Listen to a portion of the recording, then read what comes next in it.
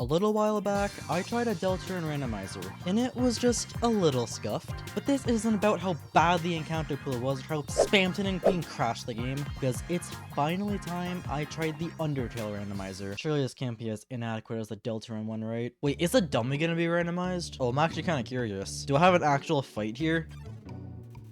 No. So yeah, the scripted battles such as the first Frogget aren't randomized, so let's just skip past that and get to what you really came here for. Let's see what the first one is. A pair of Froggets. Look, I know everyone wants to see me struggle to something like Glide or Sands for the first encounter, but stay with me, because it wasn't long before we encountered a monster that wasn't native to the ruins. Moldbake has quite a lot of health for this early in the game, and yes, I know its attacks aren't very hard, and it's really not that bad of an enemy, but since I'm not supposed to fight this thing for another 2 areas, we gain 49 XP and 33 gold. So far the encounters haven't been so bad. Unfortunately though, since I'm getting a lot of levels from destroying monsters that I'm, not meant to be fighting right now, even if I encountered Undying the Undying, I was already at level 7, so I shouldn't have any trouble with her. So I had a little bit of trouble with her, and it's not like I could just forget this battle ever happened, because with the way the seed works, it was guaranteed that I'd encounter her again in the exact same spot. I thought about just brute forcing it until I eventually won, but who knows how long that could take, so I very carefully picked up a ton of items, the ribbon, and the toy knife before I reached the required steps for the rematch. I was technically dealing more damage than the stick, but the increase was barely noticeable. Instead, I had to rely on my spider alcohol to get me through,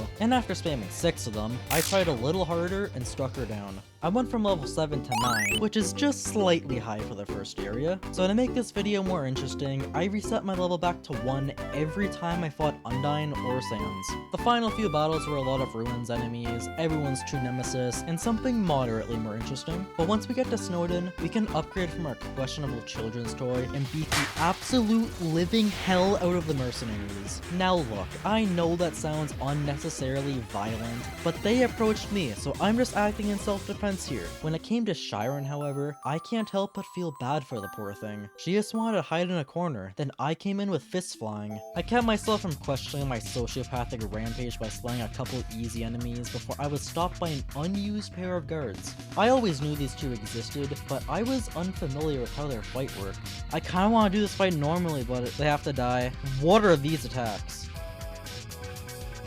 Oh, it's easy. What is this? With that duo defeated, I was immediately confronted by an old rival. While I used nearly all of my healing in the previous skirmish, I was the exact same level of when I defeated her. On top of that, I have a much better weapon now, so challenging me to a rematch here probably wasn't the smartest idea. But with me regarding the death of Chiron and the guards 3 and 4, I was ready to fight honorably for the first time in this run. Spamming alcoholic drinks was rather cheap, I'll admit, so I chose to ban items in this affray. And it was honestly a really great battle. I started off completely annihilating her, but then she swiftly turned the fight around and cut my health in half during her next attack. From then on, it was a back and forth brawl, and I'd be lying if I said I wasn't nervous. But after a long fought battle, I came out on top and swore that we'd clash again in the future. Once we make it past the wall that is Papyrus, we come across quite a few extremely weak monsters before another weapon upgrade was acquired. We get another pathetic encounter, followed by a slightly more challenging one. Then I took a quick break from killing to give this lonely piano some love. Don't mistake this for kindness though, because I was about to obliterate even more wimpy creatures until the last remaining monsters teamed up with Jerry to try and stop me.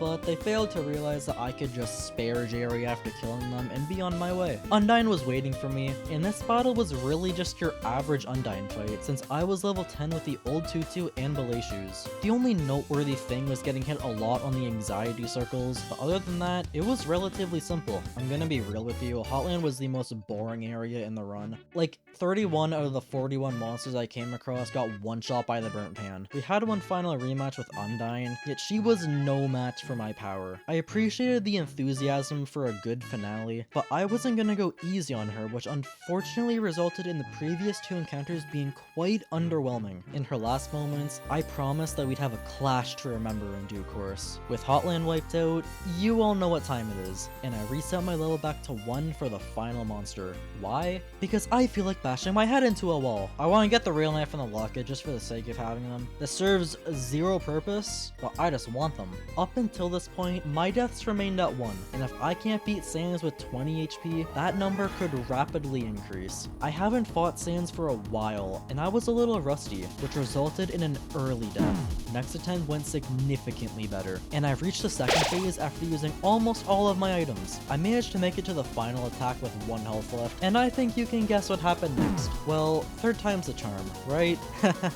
No, I ran straight into a Gaster Blaster, but on the 5th attempt, things were going really well. I got back to the second phase using only half of my items this time, and I made sure that I was at full health going into the last attack. The only hard part is getting aligned properly for this wave pattern, and I did clip a couple Gaster Blasters at the end, but the solution really was as simple as just don't get hit, idiot.